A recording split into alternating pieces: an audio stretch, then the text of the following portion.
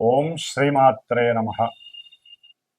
ఓం జ్ఞానానందమయం దేవం నిర్మలస్ఫటికాకృతిం ఆధారం సర్వవిద్యానాం శ్రీ హయగ్రీవముపాస్మహే. ఓం నమో భగవతే రుద్రాయ. ఓం నమో హయగ్రీవాయ నమః. వీక్షిస్తున్నటువంటి ప్రేక్షకులందరికీ కూడా ఈ శ్రావణ మాసంలో మనకి ఆగస్టు 23వ తేదీన శ్రావణ అమావాస్య, ఇది శనివారం రోజున రావటం, అలాగే మఖా నక్షత్రము అంటే పితృదేవతలకి సంబంధించినటువంటి నక్షత్రము మఖా నక్షత్రం. మరి అలాగే వారానికి అధిపతి శని. ఈ శని కూడా మరి మనకి పితృదేవతలకి సంబంధించినటువంటి తిథి అమావాస్య. మనకి కర్మ విమోచనాన్ని ఇచ్చేవాడు, కర్మల్ని అనుభవింపజేసేవాడు శని. మరి కర్మల్ని అనుభవిస్తేనే కదా మనకి మోక్షము కలిగేది. కాబట్టి అనుకోవద్దు, కానీ మోక్షానికి ఒక రకంగా ఇండైరెక్ట్గా మనకి సహకరించేవాడు శని భగవానుడు. మోక్షం రావాలంటే పరిపూర్ణమైన కర్మలన్నీ అనుభవించాల్సిందే. కాబట్టి ఆయనకి ప్రతి క్షణము మనం దాసోహమే శని భగవంతుడికి. మరి అలాంటిది శ్రావణ అమావాస్య శనివారము మఖా నక్షత్రము రావటం చాలా చాలా విశేషప్రదమైనటువంటిది. ఎవరైతే అమావాస్య రోజున జన్మించి ఉంటారో, ఎవరైతే శనివారం రోజున జన్మించి ఉంటారో, ఎవరైతే శని నక్షత్రాలైనటువంటి పుష్యమి, అనురాధ, ఉత్తరాభాద్ర ఈ నక్షత్రాలలో జన్మించి ఉంటారో, అలాగే మఖా నక్షత్రము, కేతు నక్షత్రము. కేతువుకి 3 నక్షత్రాలు ఉంటాయి. వాటిల్లో అశ్విని నక్షత్రము, మఖా నక్షత్రము, అట్లాగే మూలా నక్షత్రము. వీటిల్లో ఈ నక్షత్రాల్లో జన్మించినటువంటి వారు వీళ్ళందరూ కూడా ఈ రోజున పరమేశ్వరుడికి చక్కగా నువ్వుల నూనెతో అభిషేకాన్ని చేయించుకున్నట్లయితే చాలా విశేషమైనటువంటి దోషాలు విముక్తి కలిగి పుణ్య ఫలితాలు కలుగుతాయి. అట్లాగే శని భగవంతుడికి నవగ్రహాలయంలో చక్కగా 19 ఒత్తులు కింద ఒక విస్తరాకులో ఉప్పు వేసి, ఆ యొక్క ఉప్పు పైన ఒక ప్రమిదని, నల్ల ప్రమిదని పెట్టి దాంట్లో ఒత్తులు 19 వేసి నువ్వుల నూనె పోసి దీపారాధన పశ్చిమానికి వెలుగుతూ ఉండాలి. స్వామివారి పశ్చిమానికి తిరిగి ఉంటారు కాబట్టి దీపారాధనలో కూడా అంటే మొత్తం వస్తే 19 వస్తే ఒకటిగా చేయాలి, గాలి వస్తుంది, అక్కడ సెక్యూర్ లేదు అనుకున్నప్పుడు 19 ఒత్తులను కలిపి ఒక్క ఒత్తిగా చేసి పశ్చిమానికి గనక చేసినట్లయితే 19 ప్రదక్షిణాలు ఓం శం శనయే నమః, లేదా ఓం శనైశ్చరాయ నమః, లేదా నీలాంజన సమాభాసం రవిపుత్రం యమాగ్రజం ఛాయా మార్తాండ సంభూతం తం నమామి శనైశ్చరం. ఈ యొక్క స్తోత్రాన్ని చదువుతూ చక్కగా నవగ్రహాలకి ప్రదక్షిణాలు చేయండి. అట్లాగే ఇది అయిపోయిన తర్వాత హనుమంతుల వారు కంపల్సరీ మస్ట్ అండ్ షుడ్ హనుమంతుల వారికి కూడా ప్రదక్షిణాలు చేసి ఇంత బెల్లము, అరటి పండ్లు ఆయన దగ్గర ఒక తమలపాకేసి పెట్టి ఆయనకి ఆరగింపు చేయండి. అట్లాగే నువ్వుల ఉండలు చక్కగా శనీశ్వరుడికి నివేదన చేసి బెల్లంతో చేసిన నువ్వుండలు చేసి ఒకటి స్వామివారి దగ్గర పెట్టి అందరికీ కూడా చక్కగా పంచివేయండి. అది మీరు 19 మందికి పంచుకుంటారా, 8 మందికి ఇస్తారా అనేది మీ యొక్క ఆర్థిక స్తోమతను బట్టి మీరు బేరీజు వేసుకోండి. ఈ విధంగా శని భగవంతుడికి చక్కగా ఆరగింపు చేసి అందరికీ ప్రసాదం చేయండి.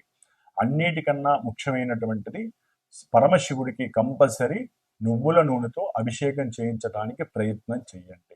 దీని వలన శని దోషాలు, నక్షత్ర దోషము అంటే ఈ ఇందాక చెప్పిన నక్షత్ర దోషాలు, అమావాస్య రోజున జన్మించిన వారి యొక్క దోషాలు, ఏలినాటి శని దోషాలు, అష్టమ అర్ధాష్టమ శని దోషాలు, ఆకస్మికంగా కలిగేటటువంటి ప్రమాద దోషాలు, కాళ్ళు విరగటం, ఎముకలు విరగటం, మోకాళ్ళలో నొప్పులు, లేకపోతే జారి పడేటటువంటి అవకాశాలు ఎక్కువగా వస్తున్న వాళ్ళకి, ఎక్కువగా పడుతూ ఉంటారు ఎప్పుడూ కూడా వాళ్ళందరికీ. అట్లాగే ఎన్నో రకాలైనటువంటి నరములకి సంబంధించినటువంటి సమస్యలు ఉన్నటువంటి వారికి ఇలా చేయడం వలన కొంత ఊరట లభిస్తుంది. ఆ రోజు యొక్క విశేషత్వం వలన శ్రావణ మాసం కూడా లక్ష్మీదేవి కటాక్షం కూడా కలుగుతుంది. అది మీరు తర్వాత ఇంటికి వెళ్ళి చక్కగా అమ్మవారి లక్ష్మీ సహస్రనామం చేసుకోండి. శ్రావణ మాసం అమావాస్య కాబట్టి ఆ యొక్క విష్ణు సహస్రనామాన్ని లక్ష్మీ సహస్రనామాన్ని గనక నామపూర్వకంగా చేసుకున్నట్లయితే ఆ యొక్క అనుభవం చాలా గొప్పగా ఉంటుంది మీ ఇంట్లో. కాబట్టి ఈ విధంగా చేసుకోండి. అట్లాగే మన యొక్క శ్రీమాత జ్యోతిషాలయ పీఠంలో ఈ యొక్క శ్రావణ బహుళ అమావాస్య శనివారం మఖానక్షత్రం రోజున విశేషంగా ఎవరికైతే ఏలినాటి అష్టమ అర్ధాష్టమ కంటక వేధ శని దోషాలు నడుస్తున్నాయో, అట్లాగే ఇందాక చెప్పిన విధంగా ఆ నక్షత్రాల వారు, శని నక్షత్రాల వారు, కేతు నక్షత్రాల వారు, మఖా నక్షత్రం వారు, వివాహాలు ఆటంకంగా ఉన్నవాళ్ళు, అంటే ఓ పట్టాన తెమలవు, పునర్భూ దోషము అంటారు. ఈ పునర్భూ దోషం అంటే చంద్రుడు శని కలిసి ఉండటము, ఒకరినొకరు చూడబడటము, ఒకరింట్లో ఒకరు పరివర్తన ఉండటము, అంటే శశిమంగళ యోగం అనే శనిచంద్ర యోగం అనేది ఒకటి ఉన్నప్పటికీ ఈ విధంగా ఉన్నటువంటివి, అంటే శని నక్షత్రంలో చంద్రుడు, చంద్ర నక్షత్రంలో శని ఉన్న ఏ విధంగా శని చంద్రులకి తమ యొక్క జాతకాలలో లింక్ ఉన్నా కూడా, సంబంధం ఉన్నా, వాళ్ళందరికీ ప్రతి కార్యక్రమము ఆలస్యం అవటం, 1-4 సార్లు అది పోస్ట్ పోన్ అవ్వటము, మానసిక నిర్వేదన, మానసిక చింతిత వ్యధ, మనస్సులో రకరకాల వికార భావాలు, ఒక రకంగా చెప్పాలంటే ఎంత ఫాస్ట్గా మనసు వాళ్ళు చేద్దామనుకున్న పూర్తి ఎగైనెస్ట్గా ఆలస్యంగా జరగటం, దాని వలన జరిగేటువంటి డిసప్పాయింట్మెంట్స్ వలన, అట్లాగే తల్లి యొక్క అనారోగ్య బాధలు, అట్లాగే ఇంకా ఎన్నో రకాలైనటువంటి సమస్యలు, ముఖ్యంగా వివాహపరంగా సమస్యలు అనుభవిస్తున్న వాళ్ళు, వివాహం ఎంత కాలమైనా వివాహం కాని వాళ్ళు జాతకరీత్యా కంపల్సరీ వీళ్ళకి శనిచంద్రుల యొక్క దోషం ఉంటుంది. జాతకంలో చూపించుకుంటే తెలుస్తుంది.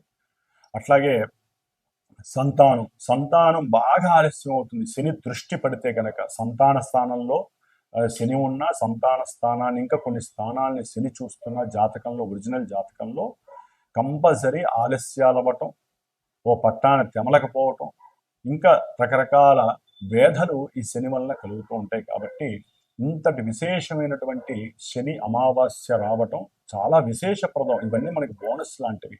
ఇది దోషభుయుక్తమైంది కాబట్టి ఎవరైనా మీరు గనక వచ్చి, అంటే సంతానం గురించి కానీ, వివాహం గురించి కానీ, లేదా ఏదైనా ముఖ్యంగా కొన్ని కోర్టు సమస్యలు ఓ పట్టాన తెమలో వాళ్ళు కానీ, వీళ్ళందరూ కూడా కంపల్సరీ వీలుంటే నన్ను సంప్రదించి మన పీఠంలో జరిగేటటువంటి ఈ యొక్క శనిగ్రహ పాశుపత హోమము, అట్లాగే నవగ్రహ నక్షత్ర హోమము జరుగుతుంది. చివరిలో లక్ష్మీదేవి యొక్క శ్రీసూక్త హోమం కూడా జరుగుతుంది. ఉన్నంతలో ఈ యొక్క హోమం జరుగుతుంది. కాబట్టి ఈ వారం రోజుల్లో ఎవరైనా కనుక నన్ను సంప్రదించినట్లయితే, ఈ హైదరాబాద్లో ఉన్న వాళ్ళైతే కనుక అవసరం ఉంటే తప్పనిసరిగా కేటాయించి ఒక 3 గంటలు ఆ హోమంలో కూర్చునే అవకాశం తీసుకోండి.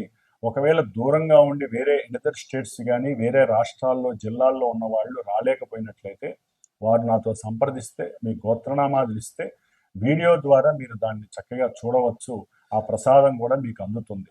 కాబట్టి ఈ యొక్క అవకాశాన్ని సాధ్యమైనంత వరకు ఎవరు దుర్వినియోగం చేసుకోకండి. ఎవరైనా అవకాశం ఉంటే ఉజ్జయిని మహంకాళేశ్వరుడు గుడికి వెళ్తే కనుక శని అమావాస్య రోజున ఈ జీవితంలో వాళ్ళు ఎన్నో జన్మల యొక్క కర్మ భ్రష్టత్వాలన్నీ పోగొట్టుకున్న వాళ్ళు అవుతారని ఎవరో కాశీలో ఒకానొకప్పుడు ఒక మహాయోగి చెప్పాడు నాకు, ఒక 15 ఏళ్ల క్రితం. కాబట్టి ఆ అవకాశం అందరికీ ఉంటుందో లేదో తెలియదు, కానీ ఉజ్జయిని మహంకాళేశ్వరుణ్ణి మనసులో తలుచుకోండి ఆ రోజున.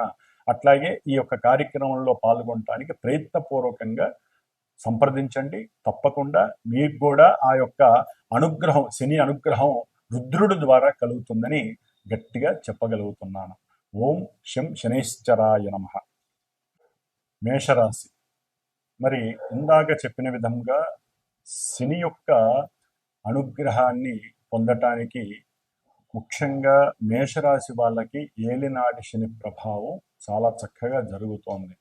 అందున దాదాపు కొన్ని రోజులు బట్టి వీళ్ళకి ఏలినాటి శని ప్రభావం చాలా వరకు తగ్గుతుంది. ఎందుకంటే శని వక్రించి ఉండటం వలన ఎవరికైతే కొన్ని కార్యాలయంలో అలసత్వము, అలసట ఇవన్నీ ఉంటాయో అవన్నీ తొలగిపోయి కార్యము త్వరగా ముందుకు వెళ్ళటానికి ఈ యొక్క వక్రించిన శని అనుగ్రహము మేషరాశి వాళ్ళకి కొంచెం నవంబర్ వరకు కనిపిస్తోంది.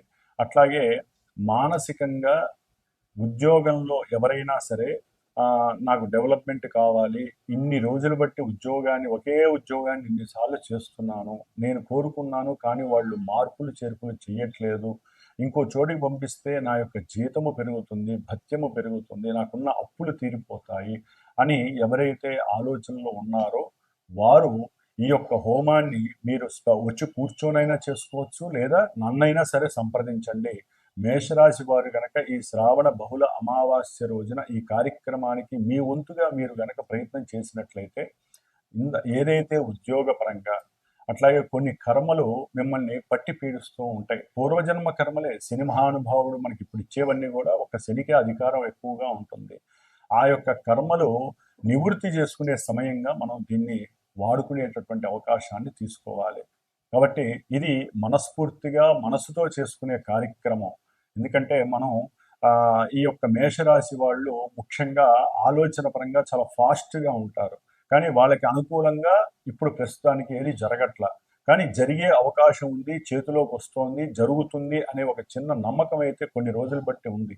ఆ నమ్మకం ముమ్ము కాకుండా నమ్మకాన్ని మీరు ముందుకు తీసుకెళ్లేటటువంటి ప్రయత్నంలో ఈ యొక్క మేషరాశి వాళ్ళు శనికి సంబంధించినటువంటి ఈ హోమాన్ని ఆచరించండి. లేకపోతే ఇందాక నేను చెప్పిన విధంగా ఓపిక లేని వాళ్ళు దేవాలయంలోనైనా సరే నేను చెప్పిన విధంగా చక్కగా చేసుకోండి. ఫలితం అయితే చక్కగా వస్తుంది, చక్కటి ధనలాభము కూడా కలుగుతుంది, ఫోర్సుగా వెళ్ళిపోయేటటువంటి డబ్బు కూడా కొంతవరకు నిలబడుతుంది మేషరాశి వాళ్ళకి, శని వక్రించి ఉన్నంత వరకు మాత్రమే. కాబట్టి ఇప్పుడు చేసుకునేటటువంటి ఈ పూజాధికాలు శ్రావణ అమావాస్యలో చేసుకునే పూజల వలన మేషరాశి వారికి చక్కటి శుభ ఫలితాలు కలుగుతాయి. ఓం శం శనైశ్చరాయ నమః.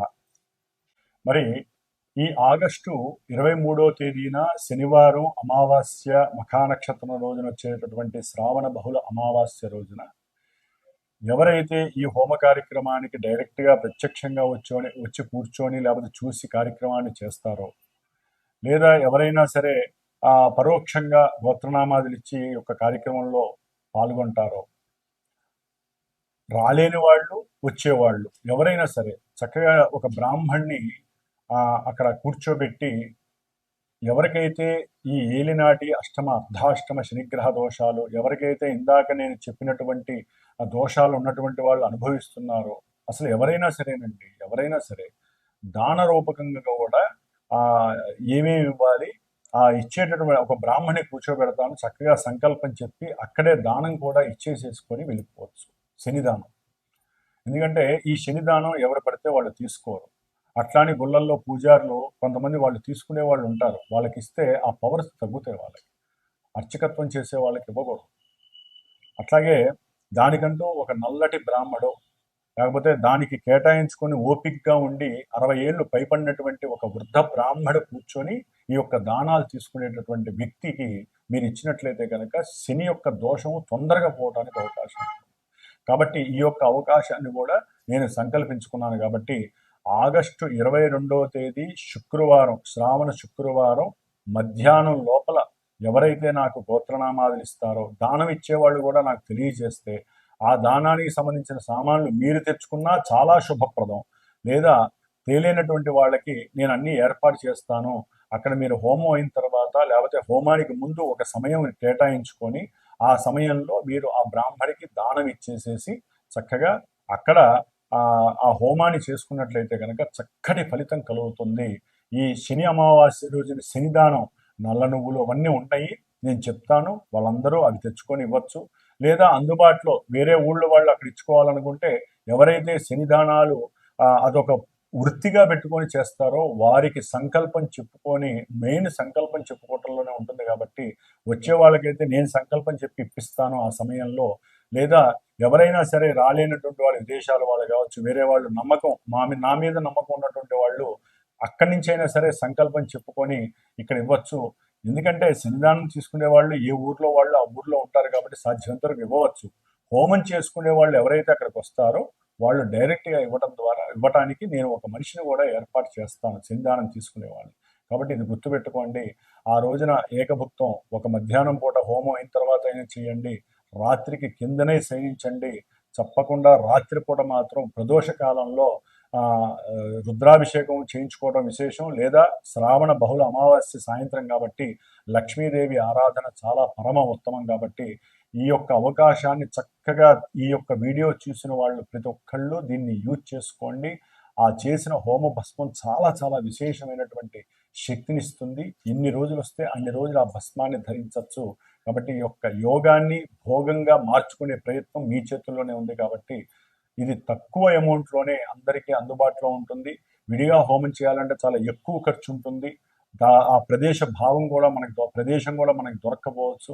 కాబట్టి నా యొక్క పీఠంలో ఈ యొక్క విశేష కార్యక్రమాలు జరుగుతూనే ఉంటాయి. కాబట్టి ఈ యొక్క కార్యక్రమాన్ని మీరు కూడా తనివితీరా చేసుకోండి. వచ్చి చేసుకోవచ్చు, లేదా ఫోన్ ద్వారా వీడియో ద్వారా చూసి తరించి మానసికంగా వ్యక్తిగతంగా ఆరోగ్యాన్ని మానసిక శక్తిని పెంచుకోవడానికి శని భగవానుడు మనకిచ్చేటటువంటి శుభప్రదమైనటువంటి అవకాశంగా భావించండి. ఓం శం శనైశ్చరాయ నమః. పరమేశ్వర అనుగ్రహ ప్రసాద సిద్ధిరస్తు.